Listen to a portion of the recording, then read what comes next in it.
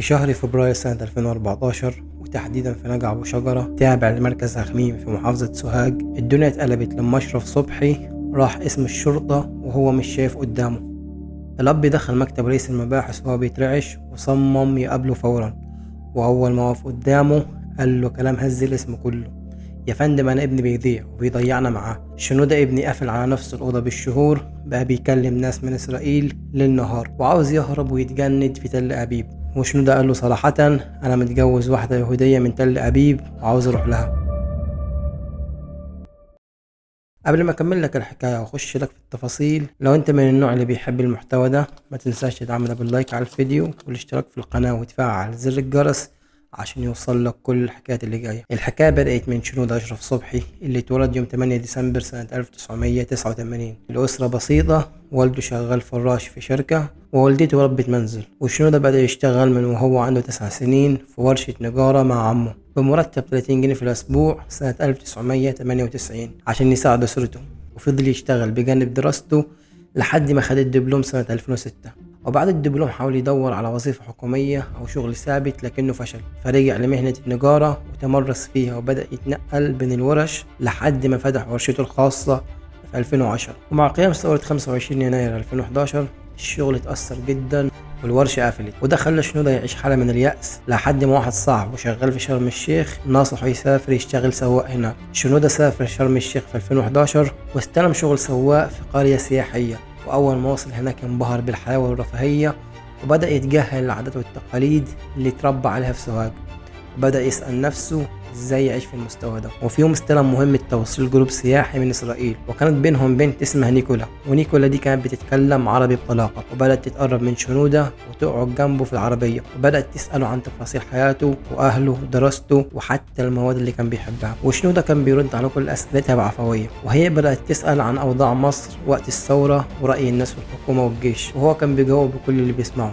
في نهاية اليوم نيكولا ادت شنودة $200، وبعدها بدأت العلاقة تتطور وخرجت عن نطاق الشغل ودخل معها في علاقة غير شرعية في غرفتها بالفندق، وده كان جزء من خطة نيكولا عشان تجنده لصالح الموساد. نيكولا كانت بتسأل شنودة عن تفاصيل دقيقة زي بيتركبوا كام عسكري في عربية الترحيلات اللي بتعدي من قدام الفندق، وهل في كاميرات مراقبة مخفية في الطرق اللي بتؤدي للمطار. وشنودة ما كانش فاهم ان دي معلومات استخباراتية، كان فاكرها دردشة عادية مع واحدة بتحبه. ونيكولا بدأت تقنع شنودة ان حياته في مصر ما فيهاش امل، وان اسرائيل هي الجنة اللي هيلاقي فيها الشغل والمرتبات الممتازة والامان. وقالت له لو عاوز نكون مع بعض لازم نعيش في تل أبيب، الأوضاع عندنا مستقرة والرواتب أفضل بكتير من الملاليم اللي بتاخدها هنا. وشنودة وافق فورا، وقبل ما نيكولا تسافر اديت له $1000 عشان يجهز باسبوره والأوراق بتاعته. وبعد شهر رجعت نيكولا ومعاها ضابط موساد اسمه باول أفيتيري، مثل إنه زميلها في الشغل والمسؤول عن الجروب السياحي الإسرائيلي. باول قعد مع شنودة وسأله أسئلة دقيقة عن الوضع الاقتصادي والأمن في مصر، وقال له إحنا عاوزين نساعدك تسافر بس لازم نتأكد إن ولائك لينا لأننا بنهتم بالناس اللي بتخدمنا. وباول ونيكولا نفذوا تمثيلية جواز لشنودة في أوضة الفندق. باول قعد يتمتم بكلام عبري وحركات كأنها طقوس دينية وقال له مبروك، خلاص انت كده بقيت جوز نيكولا وبقيت واحد من عيلة اسرائيل ومستقبلك بقى مضمون معانا. وباول امره يشتري لابتوب خاص بيه ويبعد عن السايبر، وقال له من اللحظة دي تنسى السايبر خالص، السايبر مراقب، خد الفلوس دي وانزل سوهاج اشتري لابتوب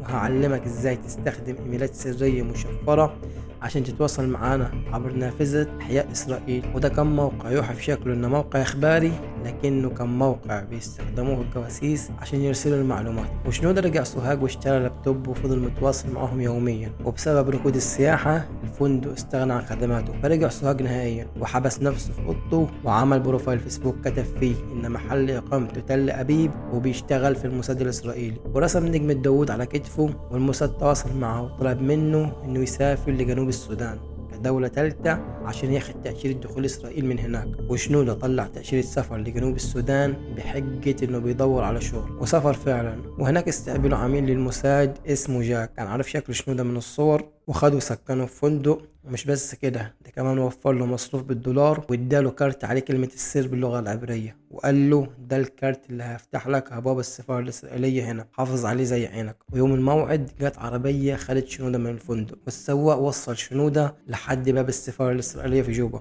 وشنودة دخل وقدم الكارت السري، والأمن جوه السفارة رحب بيه جدا وخدوا منه جواز سفره عشان يطبعوا تأشيرة الدخول لإسرائيل. في الوقت ده المخابرات العامة المصرية كانت بترصد كل تحركاته من أول يوم ركبت فيه نيكولا مع العربية في شرم الشيخ. المخابرات قررت تتدخل في جوبا قبل ما شنودة يهرب لإسرائيل، وعملوا زي خناقة كده مصطنعة في الشارع بين شنودة وشخص مصري كان عنصر من المخابرات، والشرطة المحلية قبضت عليهم وخدتهم الاسم. وفي الاسم شنودة ادعى ان جواز سفره ضاع عشان ما يعترفش ان الجواز بتاعه في سفارة إسرائيل. وفي اللحظة دي اتدخل مندوب من السفارة المصرية وطلب استلامه بحجة حمايته وتوفير وثيقة سفر عشان يرجع لمصر. وبمجرد دخول شنودة لمقر السفارة المصرية في جوبا، ظباط المخابرات واجهوه بحقيقته، وطلع ليه صور وتسجيلات بتثبت تواصله مع نيكولا وباول والفلوس اللي استلمها ولحظة دخول السفارة الإسرائيلية. وفي اللحظة دي شنودة انهار واحترف بكل حاجة، وتم ترحيله لمصر مع تحذيره بشكل نهائي من العودة للتواصل مع الموساد. لكن بعد رجوعه لسوهاج فضل سنة كاملة بيحاول يتواصل مع مهربين في سيناء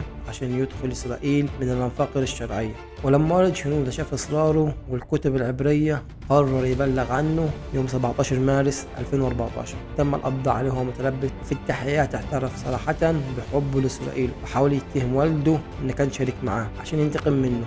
شنودة وقف قدام وكيل النيابة وبكل بجاحة بص لأبوه وقال له: انت بلغت عني عشان الفلوس، انت كنت عارف كل حاجة، كنت بتاخد مني نصيبي من الدولارات اللي كان بتجيلي، ولما طلبت زيادة وقلت لك مفيش رحت سلمتني. وقتها والده انهار تماما وبقى بيصرخ وهو بيبكي: كداب يا فندم، والله ابني كداب، انا بلغت عنه عشان احنا عرضنا وبلدنا، انا فرشت طول عمري وعايش بيه الحلال، حتى الفلوس اللي كان بيجيبها ما كنتش بشوف منها مليم، كان بيصرف على نفسه وعلى اللبس. والنيابة واجهت شنودة بتقرير المخابرات العامة اللي فيه كشف حساب بالمليم لكل حوالي استلامها والتواريخ والاسماء الوهمية اللي كان الموساد بيبعت له الفلوس بيها. وشنودة ما كانش بيسلم معلومات عسكرية وبس، ده كان بيبعت تقارير اجتماعية عن أهل سوهاج، زي مين محتاج فلوس، مين اللي عنده حقد على الدولة، مين اللي ممكن يتم اصطياده زي ما هو وقع. وكان بيوصف لباول حالة الشارع في الصعيد بالتفصيل، وبيقول له ايه هي المدخلات اللي ممكن يدخلوا منها للشباب هناك. شنودة اعترف انه كان بيصور كشك المرور بموبايله، وكان بيبعت الصور دي لنيكولا، وكان بيشرح ليها عدد العساكر ونوعية السلاح، وهل الضابط موجود طول الوقت ولا بيسيب العساكر لوحدهم. ويوم النطق بالحكم في 1 ابريل سنة 2014 شنودة دخل القاعة وهو رافع راسه وبيبتسم ببرود مستفز، والقاضي قال كلمة تاريخية، قال له إن الوطن مش فندق بنسيبه لما الخدمة تسوق، بل هو العرض والشرف، وانت بعت عرضك وشرفك بثمن بخس. ولما نضى ب25 سنة سجن مشدد، شنودة بص لأبوه بصة مليانة كره وكأنه لسه مقتنع إن إسرائيل هتيجي تنقذه. لكن الحقيقة إن الموساد من ساعة ما شنودة اتمسك في جوبا قفل ملفه تماما ومحدش سأل فيه، وده اللي ضابط المخابرات قاله له وهو بيرحله: شفت، انت بالنسبة لهم كنت مجرد منديل استعملوه ومسحوا بيه خيانتهم، وفي الآخر اترميت في الزبالة، وإسرائيل اللي بعت أهلك عشانها هي أول واحدة بعتك.